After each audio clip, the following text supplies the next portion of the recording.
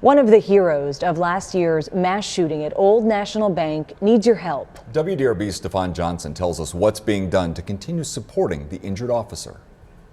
Well, this is Officer Nick Wilt and his twin brother. Nick was one of the first to respond to the scene after last year's shooting.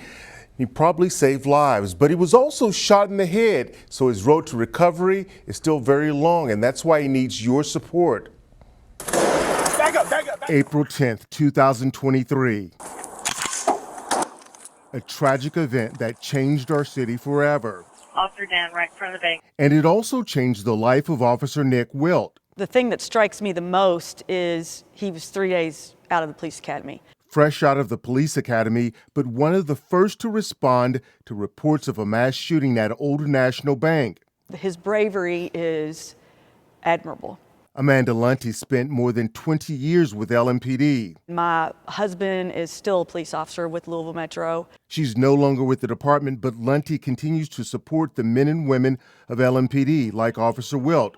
Even though I'm retired, I donate out of my check every month to the foundation because I know how important the work is that they do. The foundation's work includes financial support for heroes like Officer Wilt. We have seen a decline in that as time has passed.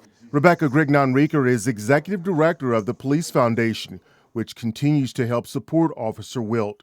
We do need support for Nick to be ongoing. Nick has a lifetime ahead of him. Sure, there was plenty of support after the shooting. We did see a very large outpouring of support that continued with a lot of community events, and I know the Wilt family is very grateful. Since then, Officer Wilt has been released from the hospital and has even made a few public appearances, but he still needs the public's help. And I'm hoping that he wakes up tomorrow and he is good to go and he's back on the department. But the reality of his injuries is that he is still fighting. Grignon-Reeker says no amount of financial support is too small. I think a lot of times people think, well, I only have $2, I only have $5, so it's not going to make a difference. I'm not going to do it.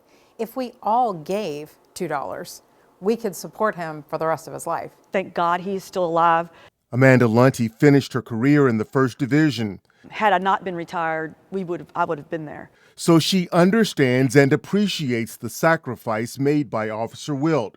Right out of the bat, he got the worst call any of us could ever get, which would be an active shooter. That just is not something any of us ever hope we have to deal with. If you'd like to donate to the fund for Officer Wilt, just head to our website and find this story. With photojournalist Jonathan McEmber, I'm Stefan Johnson, WDRB News.